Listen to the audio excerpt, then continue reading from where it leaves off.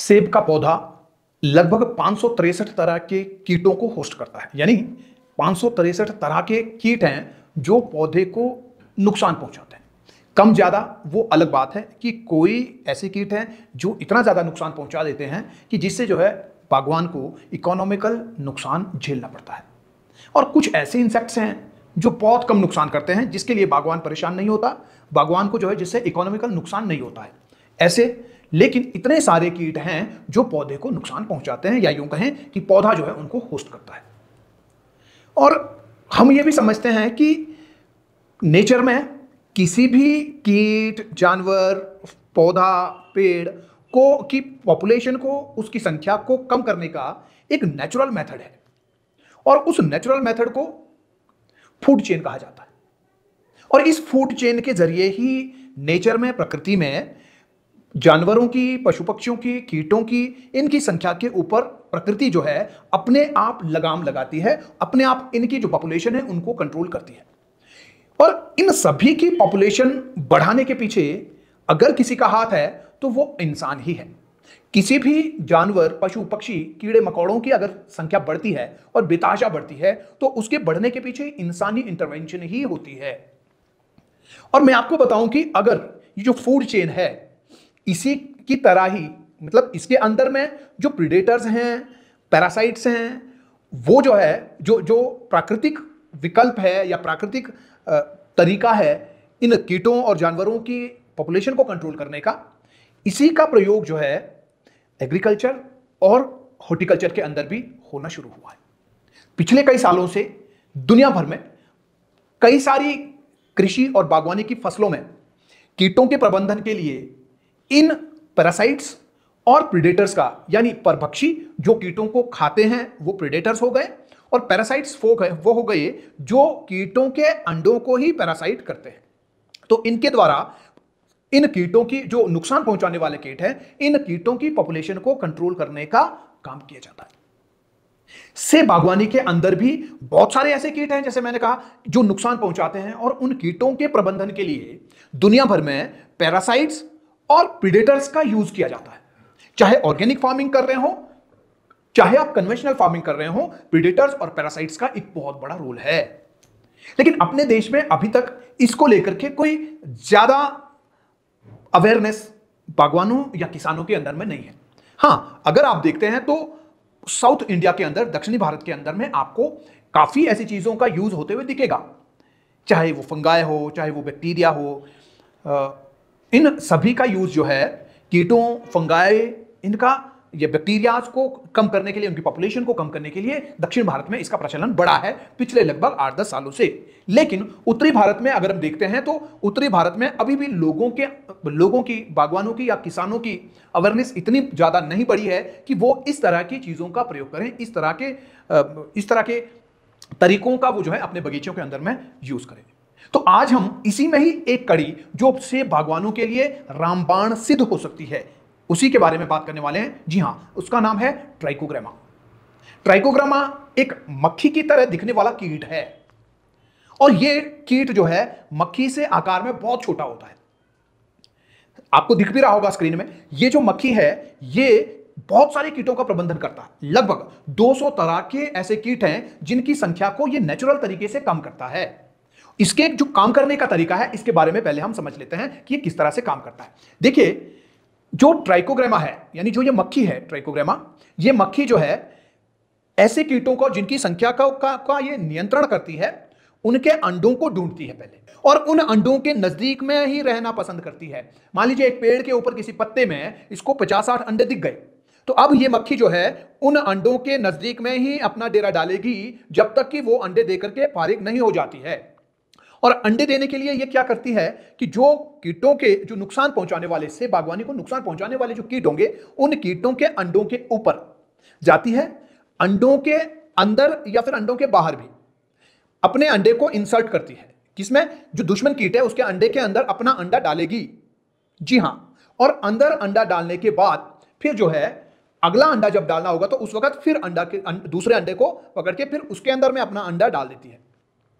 इस तरह से जब ये अंडे के अंदर अपना अंडा डालती है तो इसके अंडे से जब कीट बाहर निकलेगा, यानी ट्राइकोग्रामा का जो लार्वा है वो जब बाहर निकलेगा तो वो दुश्मन कीट के अंडे के अंदर बनने वाले लार्वा को लार्वल स्टेज पर आने से पहले ही उसको खा करके समाप्त करता है, क्योंकि वो उसकी डाइट है। तो इस तरह से उसने जो है उस शत्रु कीट के अंडे को ही डिफ्यूज कर दिया। और ये जो है बहुत ही सुलभ और बहुत ही अच्छा तरीका है शत्रु कीटों की संख्या को कम करने का। एक तो इसका ये तरीका हो गया कि ये जो है अंडों के अंदर में अपने अंडा दे देती है। दूसरा ये कि इसे खुद जब भूख लगती है तो उन्हीं ही अंडों में से काट करके, उन अंडों को तोड़ करके उसके अंदर जो कंटेंट है उसको जो है ये खा जाती है। यानी शत्रु कीटों के अंडों का ऑमलेट, या यूं कहें कि उसको जो है कच्चा ही ये मक्खी ट्राइकोग्रामा जो है वो खा जाती है।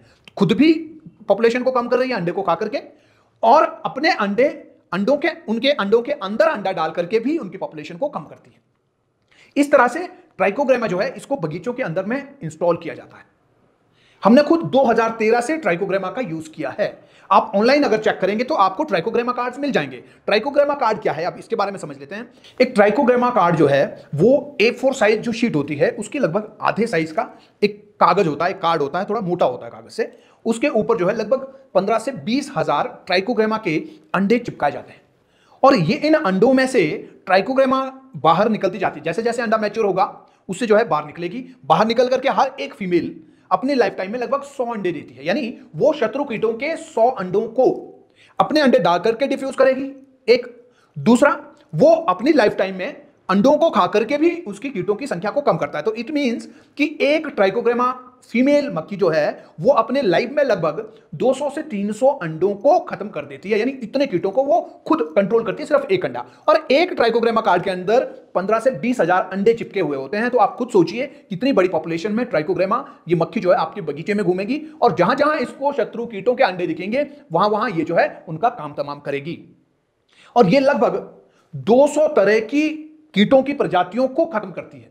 और इन 200 तरह की प्रजातियों के अंदर में बीटल्स भी आते हैं, बटरफ्लाई भी आती है, मोथ भी आती हैं, और स्टेम बोरर भी आता है, रूट बोरर भी आता है। ऐसे क्योंकि रूट बोरर के अंडा देने वाली, रूट बोरर का जो एडल्ट है वो मोथ है, तो मोथ के अंडे को भी एक टारगेट बनाती है, बीटल के अंडे को भी टारगेट बनाती है। वॉर्म्स हैं, जो कीड़े हैं, उन कीड़ों के अंडों को भी ये जो है निशाना बनाती है। तो इससे ये जो है बगीचे की लगभग जितने नुकसान पहुंचाने वाले कीट हैं उन सभी का ही लगभग कंट्रोल इससे हो सकता है।